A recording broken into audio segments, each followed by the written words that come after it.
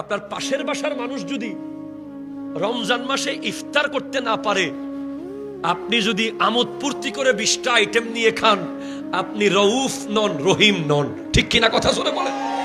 শীতকালে আপনার বাসায় বিদেশি কম্বল, আপনার প্রতিবেশীর গায়ে দেওয়ার মতো কাঁথাও নাই, থরথর থরথর সারা রাত কাঁপতেছে, আপনার মধ্যে পরিপূর্ণ ইসলাম এখনো আসতে পারে নাই। আমার নবীর এই দুইটা গুণ আপনি নিয়ে নেন, রউফ এবং রহিম।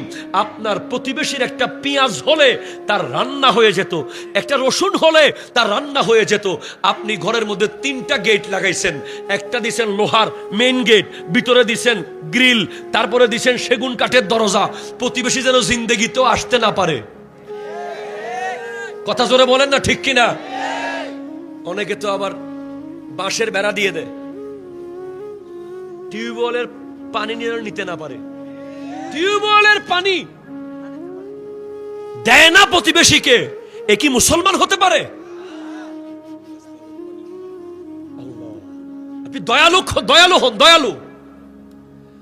আপনি আপনার গরিব প্রতিবেশীর ঘরে গিয়ে 1 চামচ লবণ নিয়ে আসেন, সে অবাক হয়ে যাক,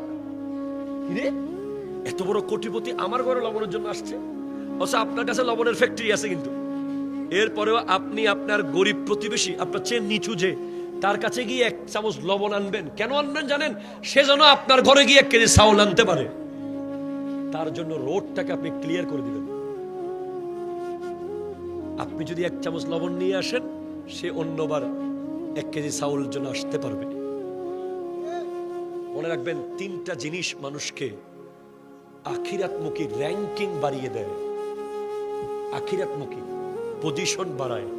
সালাসুন দারাজাত। 1, ইতআমুত তুআম, মানুষকে খাওয়ানো। যেখানে যখন পান, যাকে পান, আল্লাহর বান্দা হইলে এই খাবেন, 1 কাপ চা খান, একটু ভাত খান, একটু মুড়ি খান, যা পারেন খাওয়াবেন, খাওয়াবেন, খাওয়াবেন, খাওয়াবেন। কারণ খাওয়ানোর দায়িত্ব আল্লাহর। এটা আপনি আল্লাহর পক্ষ থেকে রিপ্রেজেন্টেটিভ হয়ে আল্লাহ আপনার ওসিলায় খানাটা খাওয়াইছে। আল্লাহ এত খুশি হয়, এত খুশি হয়। জি, আল্লাহু আকবার। মানুষকে খাওয়ানোর মতো ভালো কোনো কাজ নাই, খাওয়াবেন। 2, ইফশাউস সালাম, সালাম দেওয়া। আমরা অহংকারের কারণে সালাম দিতে পারি না ভাই, ঠিক কিনা বলেন না? আপনি নেতা হইছেন, কি হইছে? সালাম আগে দেন, ঠিক কিনা বলেন? কে সালাম দিবে আগে, নেতা না কর্মী?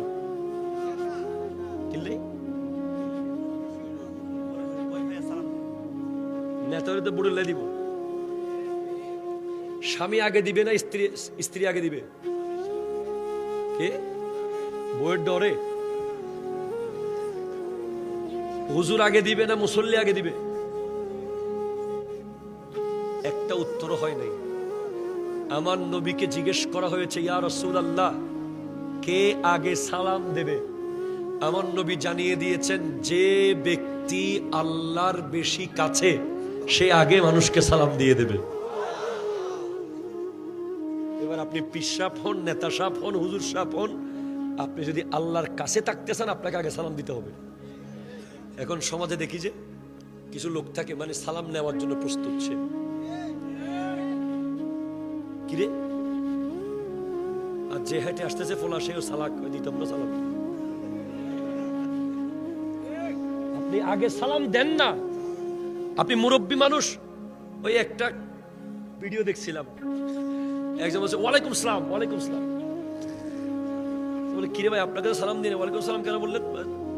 তুমি সালাম দিচ্ছ না সেটা বোঝাচ্ছি তোমাকে, তোমার সালাম দেওয়া উচিত ছিল সেটা বোঝাচ্ছি না। সালাম আগে দেবেন। সালাম এমন একটা ব্যাপার, একটা সালাম দেওয়ার মাধ্যমে মুহূর্তের ভিতরে আপনার অহংকার, আপনার দাম্ভিকতা সব মাটির সাথে বিলীন হয়ে যাবে।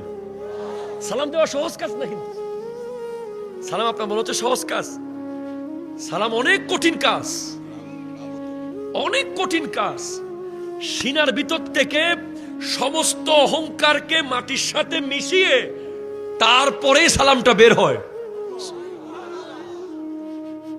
নাহলে তো ভিতরে, আরে সালাম দিলে দাম বাড়ি যাইব, রিক্সাওয়ালা আমি কেমনে সালাম দিব, এ তো দারোয়ান, এ তো গাড়ির ড্রাইভার, না আসসালামু আলাইকুম।